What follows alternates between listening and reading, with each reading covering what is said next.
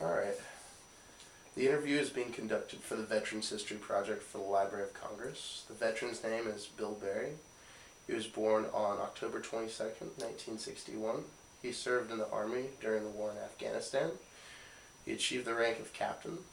We are recording this on December 1st, 2013. I am John Richter and conducting the interview. No relation. Thank you, Mr. Berry. Where were you born?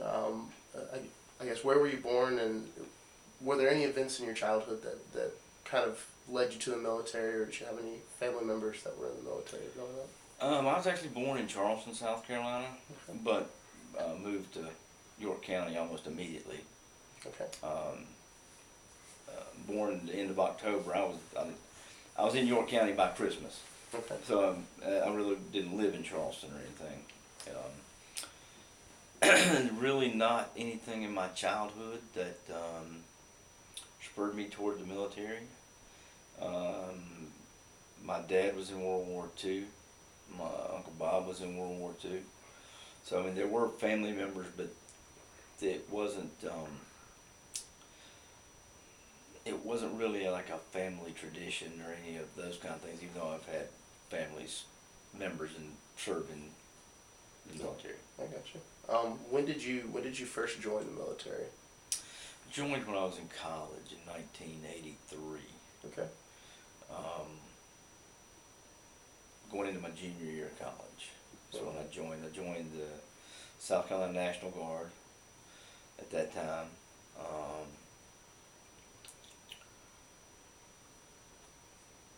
Seemed like the thing to do at the time. Was it more of a, I guess, like an academic? Was it a choice more so to, I guess, join the military for own personal reasons, or did you have anybody kind of? Well, some of both. Okay. Some of both. Yeah, I mean, some educational benefits didn't hurt. But I, for some reason, kind of gotten an interest in it. And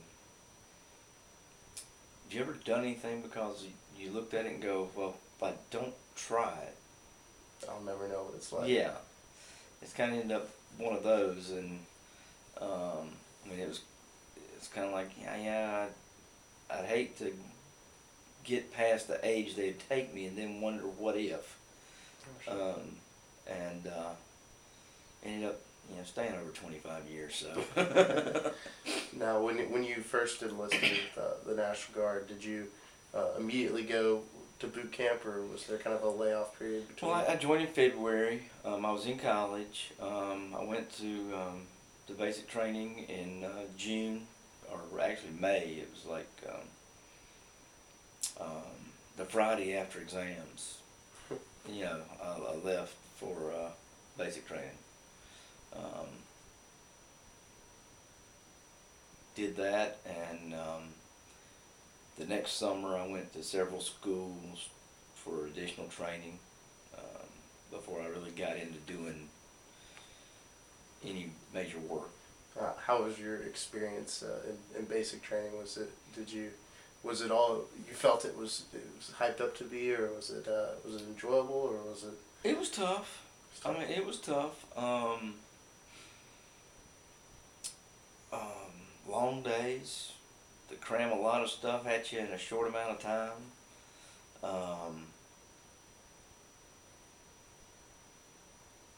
I mean, physically they push you very hard. I mean, mentally it's hard to say that really mentally, because if you keep your mouth shut, do exactly what they say, you don't really have to think at all. But if you're prone to be a thinker, that hurts mentally. But I mean, it was like 2-a-day football practices all day long. All day long. 7 days a week. A lot of recruiters used to say that, if you've done 2-a-days, then you can handle basic training, and that's probably fairly true. Okay. You know, it's just that the whistle doesn't blow. It just keeps going. It just You keeps know. going. Now, from after you got out of basic training, did you have any? I guess did you have like a specialty or a role that you played, or I guess just, I actually after the second year, after the next summer when I went to a few specialty schools, I was actually did some active duty time. But I was assigned to the state of South Carolina. Okay. It's called Title 32, where basically you're on active duty, but you don't change duty stations like the normal active duty people Okay. do. And I was an operations specialist, training, setting up training for National Guard and Reserve soldiers. Okay. You know, when a National Guard or Reserve soldiers show up to drill, or show up to a training site at Fort Jackson or Fort Stewart or any of those training sites, it was my job to make sure that the training areas were available, that they had barracks, they had the food there, they had the ammunition, they had whatever they needed to train with, that those things were there and available for them. So you were almost like a manager of Yes, of yes. the site that you were working on. Yeah, operations training specialist is what. Yeah. Okay, cool. How would you say that? I guess you say the national or the Army Reserve, National Reserve is different from being someone that's enlisted or going straight into military like that. Is there like a major difference, or was there a reason why you chose that over just? Well, I mean, there I was finishing school, and I had an opportunity for a full-time job. You know, you may understand this pretty soon. Yeah. Yeah. Sometimes you just take a job because somebody offers you a job when you're right out of college, because you're not sure when the next job offer is going to come. But I enjoyed it. I really did. I enjoyed it. But that's it. I was about to graduate. They offered me the job, and I just took it. That way I didn't have to worry about Doing something. finding a job. Okay. You know. Now. That worked out good. But another question you kind of asked, like the difference between the National Guard Reserve and the active duty. One of the big differences is what the reserve soldiers bring with them when they do military duty. Okay. They bring all their civilian skills with them. Okay. If a normal enlisted person may join when they're 17 or 18 years old, all they really know is the military. They don't have a lot of outside experience to bring with them. Yeah. But the skill sets that these people bring with them are very unique and make it a different dynamic because of that. Because they're working that job 5 days a week and then coming and doing military on the weekend. Okay. So they're bringing a whole different skill set, not just what the military taught them, but what they've Learned over time. as well. So it makes it a little bit different dynamic in National Guard and Reserve units. Okay, interesting. Now, was there anything while you were on duty here in South Carolina that you had to deal with that was, I guess you'd say, out of the ordinary, or different than kind of coordinating troops and coordinating training? Well, natural disasters. Okay. Yeah, that's a big part of National Guard and Reserve's duties, working for the governor of whatever state they're in. Okay. Even the reserve people kind of fall under that venue, depending on their skill sets. Mm-hmm. I mean, if you have a ammunition company, they might not have skill sets to help during natural disasters, but You know, most other ones do, Okay. whether it be, I mean, even if you're in engineers or tanks, you've still been trained for evacuation duty to man the evacuation routes, make sure traffic's going the right way, because there's not enough police, highway patrol, sheriff's departments to handle that. They need assistance Okay. with that. So I guess the big thing, you know, when you're talking about training though, was doing the civil service training with National Guard, specifically National Guard and some reserve troops, to help out with whatever may happen in a state. Okay. And what, I guess, what natural disasters did you have to? Well, there was a lot of flooding down around the coast, some of those type things. I really, I hit, later on in my career, we hit Hugo, Okay. which was an entirely different animal altogether. By that time, I had taken my commission and I was a lieutenant, leading a platoon, instead of, you know, coordinating training and all. Yeah. So things had changed. I had, by that time, gotten out of, I was off of active duty and just doing National Guard Full time. status Okay. at that point. But now, when did you? I know we had talked earlier that you ended up going to Afghanistan. Were you in South Carolina for? I guess up until when were you in South Carolina? And when did you decide to, or were told to go overseas? There were several opportunities, for lack of a better term.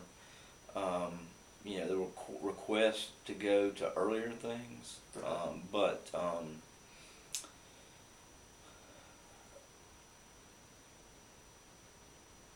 with not knowing what's on the board at National Guard Bureau for unit call-ups, you know, there were several of us who decided to stay with the units we were with and not fill in earlier.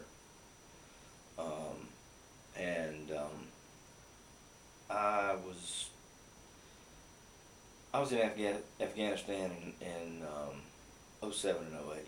Okay.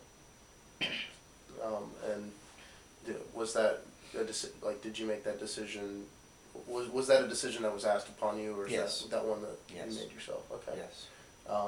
What was like the transition going from, you know, being here in America and being in South Carolina through most of your duty, and to, you know, now being in a foreign country and completely different environment and atmosphere? How was that change like for you first going over there? Well, I guess I should say first though, I had been to foreign countries before, but Okay. just not for extended periods. Okay. I've been to, you know, to Egypt, to Germany, to the Philippines, to Japan, for basically 4 to 6 week exercises. Okay. So, you know, I had done that, and even as a National Guard officer, you know, gone and to those exercises in foreign countries. But like I said, those were exercises. Yeah. So I mean, I had not. It wasn't like I had never been anywhere else. Okay. Never traveled or you know, any of those things.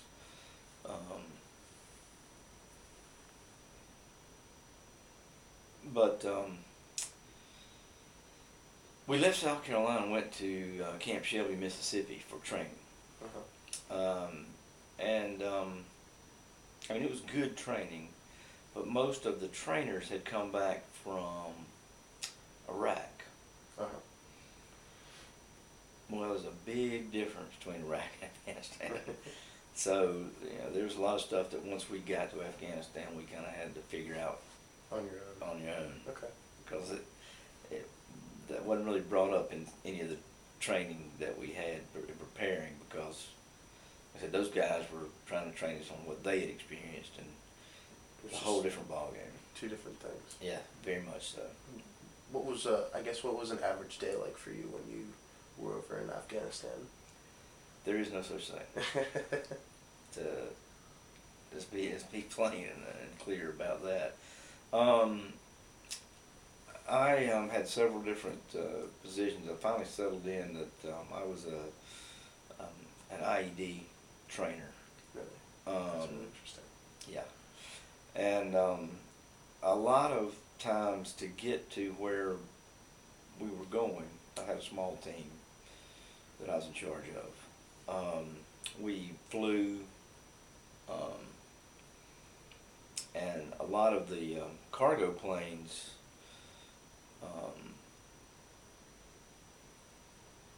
took off, didn't like to take off in the daylight. Now they land in the daylight, but Mm-hmm. so I mean, a typical day is that you leave. We left our home base 4, 5, 6 o'clock in the afternoon.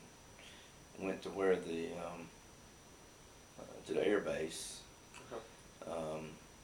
Went through 4 to 6 hours of packing the plane and catching a nap whenever you could, and then the plane taking off, 4:30 in the morning, 4:30 in the morning, Uh-huh. and then getting somewhere. So I mean, there's no typical day.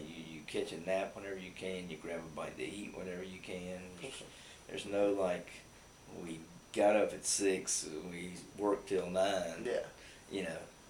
I didn't have that. Okay. Now some people had something closer to that. I just wasn't one of them.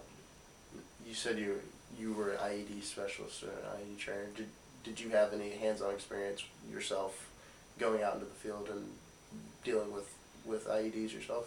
There or before? Either one.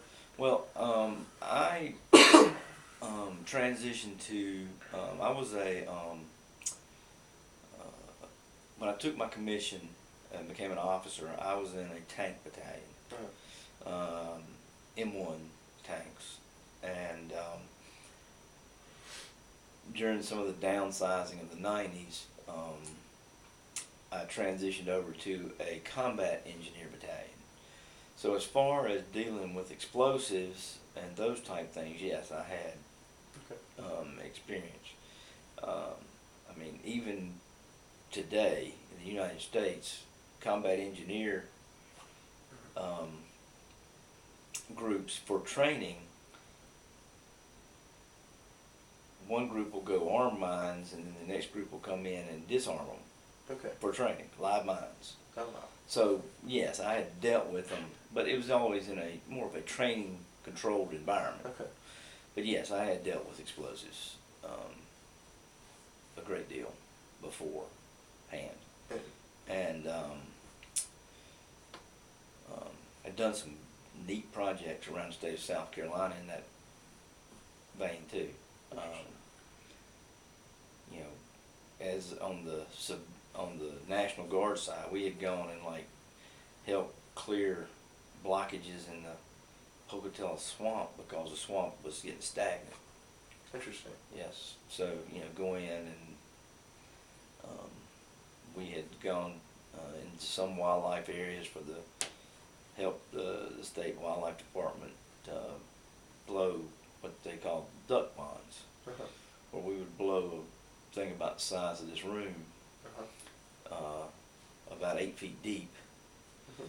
So you had to calculate a double blast, so that the first blast blew the dirt up and the second blast blew it out, so your dirt didn't fall right back down in the hole. Interesting. So yeah, I had some pretty good explosive experience. Now, when it comes to the improvised part, no. We did some improvisation by doing a double blast like on that duck pond, but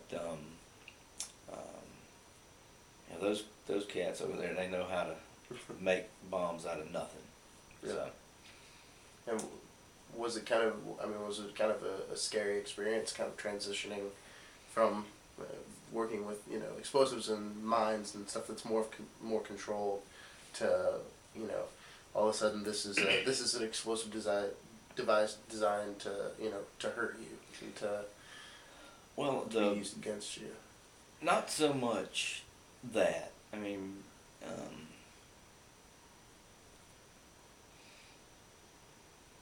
there are those of us who are a little overconfident in our abilities. So that really didn't scare me. you know, it scared me though was that we were trying to train Afghan soldiers how to handle it. One, you have a huge language barrier, Yeah. and you know, wonderful people, just not overly well educated. Okay. So yeah, that was scary. Trying to Basically, you're putting your trust into somebody else that you well, have that little bit of a barrier. And yeah, that. But yeah, sometimes you weren't 100% sure what you were saying was how it was being conveyed to them, because you have a translator. Okay. I'm sure that translator was doing their best, but Just depends sure. on. I mean, it's just like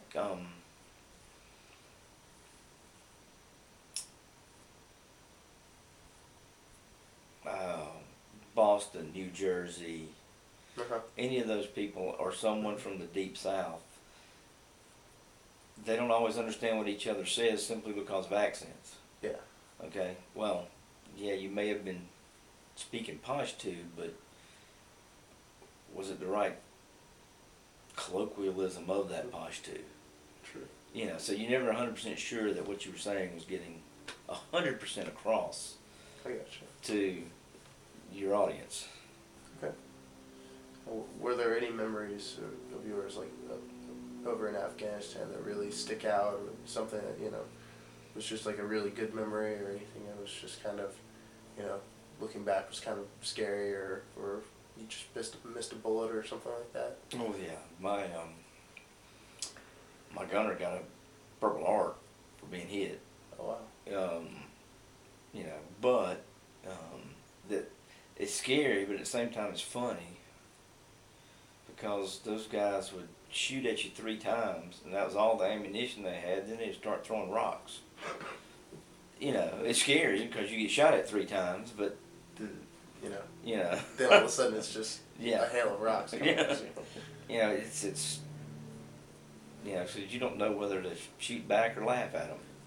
You know. Did you? I know you said you had worked a tank battalion while you were here in South Carolina. Did you continue to do that while you were over in Afghanistan? I only did engineer work. Okay.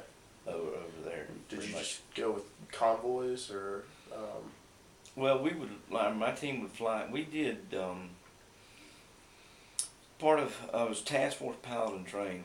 Paladin is a task force that is the IED control center for Afghanistan. Okay. So I was trained up some with them, and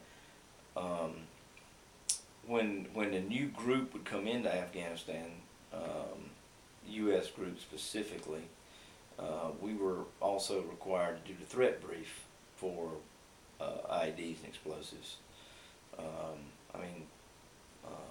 We did everything from cooks to special forces. Okay. It's kind of funny. The people who paid the most attention were the special forces people. People you'd think were the highest trained and most ready. They were the ones who paid the most attention. Usually asked the most questions, and actually, one particular special forces group used to ask me back each month for any updates. Really? To anything we found out of the month in IED explosives and those type of things. I guess going off of that, were there things that changed over time, and anything from the time that you got there until the time you left that you really noticed like a trend in something changing, or the way they built things, or the way they built their explosives or their tactics? No, not really. Okay. No, not really. We encountered everything from something fairly simple that had just been thrown together and put in, to extremely complex. We had one 500-pound explosive that had been in the road for a little over 3 years. No. They had actually come in when the road was being built and paved and put the explosive device in and didn't use it for 3 years until they had an opportunity for a big target. Oh wow, that's impressive. Yeah. So I mean, you knew that once it exploded, we knew that it had been there since the road was paved, and we knew the road was paved over 3 years before. So Wow. it had been put in and just sitting there waiting for Their right opportunity. That is Yeah. that is impressive. Yeah. So came across all the gamut. Wow. Some just nuisance stuff that was meant to just delay things Uh huh. until you could take care of it, to things of that nature that were large and more complex. Wow. Did you have any? I guess did you personally have any close calls with, any of those explosive devices that they had laid down? I mean, there's lots that blew up on us, but none that were. I mean, I was at a location once where a guy tried to drive a car bomb into the front gate, Mm-hmm. and the worst part about that was part of the engine flew over my head. uh, fairly close over my head, landed about 15 feet away. Wow. That was probably the closest Oh man. that as far as those type of explosives. I mean, I was a whole lot closer to mortar fire and those type things Okay. that hit a little too close to home. But as far as IEDs, most of those we detected and took care of without having to, and even the ones that did explode, they didn't incur a lot of damage. Okay. So. Okay. And so you said you were over in Afghanistan from 2007 to 13 months. 13 months. Mm-hmm. What was it like? I guess coming home for you after being over there for 13 months. It was extremely hard. It was. Yeah. Was it just I guess adjusting to life back at home and just without the threats and without everything. Yes, being there? that's number one. You're 'cause like I said, I mean, mortar attacks, IEDs, whatever the case may be. You're on extremely high alert All the time. all the time. You're used to sleeping in short spurts whenever you can get a nap, eating, and coming back, it's kind of more of a routine, and getting your body back into that routine sometimes isn't the easiest in the world, especially when it wants to stay on high alert. Yeah. That, and I mean, some of the things you've seen, you're kind of on the edge anyway, and somebody complains about something, and it just kind of sets you off because You just want to say that's nothing compared Yeah. to what I've Yeah. gone through. especially, I mean, like, you got no clue. Yeah. Now, have you been offered the opportunity to go back? And if so, why didn't you? Or if you haven't, would you again if somebody offered you to? Well, I messed up my shoulder pretty badly. Okay.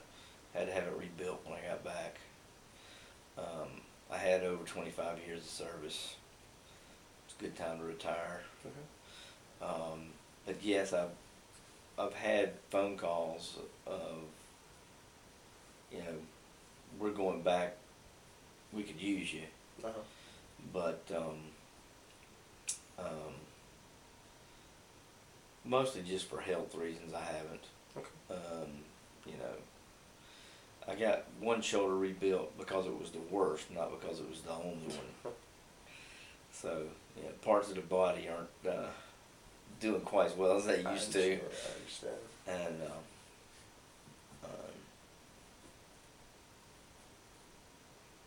and of course too, the trying to get back, being on high alert, screwed up sleep patterns. Is not as bad on you when you're going all the time. I don't. There were only one or two couches I ever saw in Afghanistan. Yeah, having a couch back home, your body's, you know, it starts to get, it doesn't like all that stress and stuff. Mhm. So that was an adjustment too. Okay.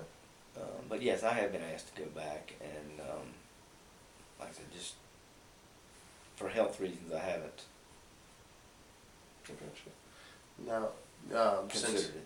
okay, since you've been back, have you maintained I guess uh, military work? Have you continued to do anything with the military or? Not very much. I mean, I volunteer to help with families of soldiers who are overseas. Mhm. You know, I've done some work for the military as far as natural disasters are concerned, for the state of South Carolina. But that's about all I've done. Okay. And I guess is there anything else, for someone else that was looking to go into a military lifestyle, whether it be somebody younger who's enlisting or be somebody coming out of college that's in a similar situation to you and looking to enroll or enlist? Is there anything from your own personal experiences that you would tell them or let them know when they're making that decision? I have spoken with people who are lawyers in the past, Mm-hmm. and they made the comment that law school, whether you practice law or not, was worth it just for the education, the critical thinking, the Mhm. different way you. I feel that way about my military experience. Uh-huh. I mean, there are things I couldn't have afforded to pay for some of the training I got. Uh-huh. I couldn't afford to pay for the experiences I got. A different mindset, a different way of thinking, a different way of approaching things. Mhm. Is a great opportunity for young people, especially if they're not sure exactly what they want to do or any of those type things. I know that not that my grades were bad, but my grades improved after I got back from basic training. Uh-huh. I was able to concentrate a whole lot more in class at all. It's just an example at a young age.